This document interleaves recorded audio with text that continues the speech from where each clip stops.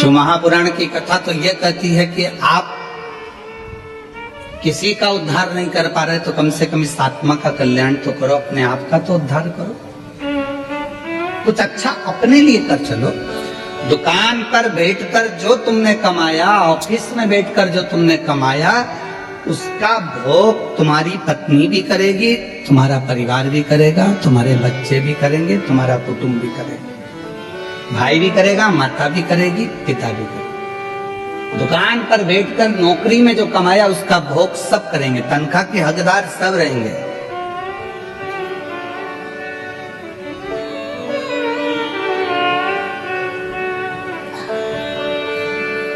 पहले के समय में चलता था नौकरी, एक करे नो खाए, उसको कहते थे नौकरी।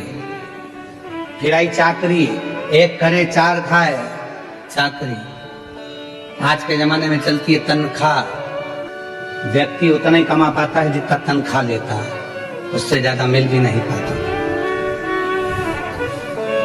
पर जितना तुमने दुकान पर बैठकर कमाया, जितना तुमने नौकरी कर कर कमाया, उसका तो भोग तुम्हारी पत्नी भी करेगी, बच्चे भी करेंगे, सब करेंगे। पर किस तरह से कमाया है आपने, उसका कर्म का भोग तो केवल आप अकेले को करना, कोई दूसरा नहीं कर। पूछा जाएगा,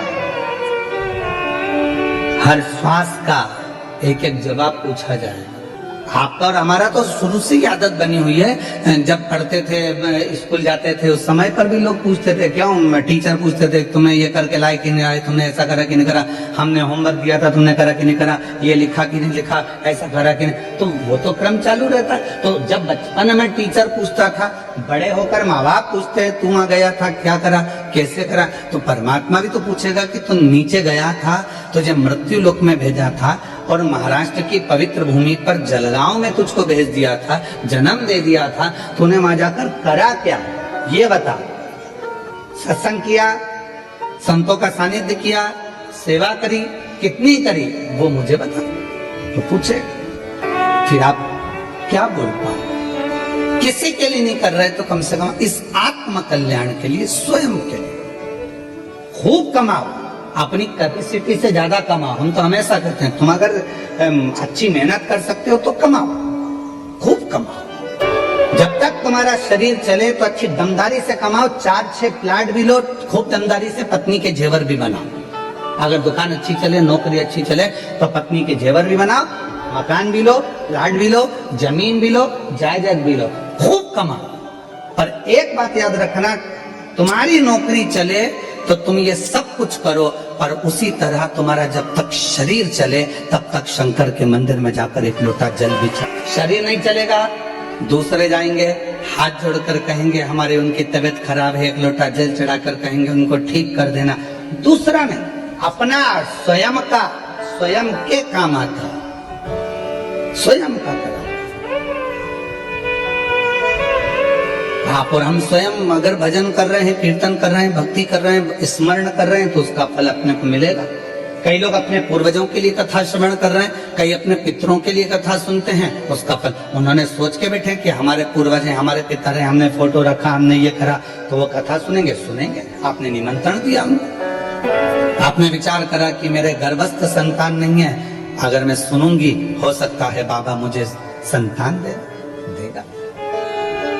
विश्वास, भरोसा, दृढ़ता। गंगा मैया ने कहा कि आप मुझे स्वीकार करो, क्यों नहीं करूंगा। भागीरथ बाबा 60,000 राख के ढेर बने हुए कपिल मुनि के आश्रम में जो परिवार के सदस्य थे, काका थे, उन सब के उद्धार के लिए गंगा जी को लेकर आ गए। और गंगा मैया ने कहा कि मैं कहाँ रहूंगी, कौन मुझे धारण करेगा। तो मस्तक पर भगवान देवाधिदेव महादेव से प्रार्थना करी, तब शिव जी ने अपने मस्तक पर धारण किया। मस्तक। अब लोगों ने कहा कि अब भगवान शंकर के मस्तक पर पूरी जटा के अंदर क्या गंगा जी आकर बैठ गई। शिव महापुराण की कथा कहती है कि पूरी जटा के अंदर गंगा नहीं है, केवल उस जटा में एक भगवान शंकर का केश ऐसा है जिसपे गंगा जी को लपेटा गया है। पूरी जटा के अंदर गंगा नहीं, एक केश।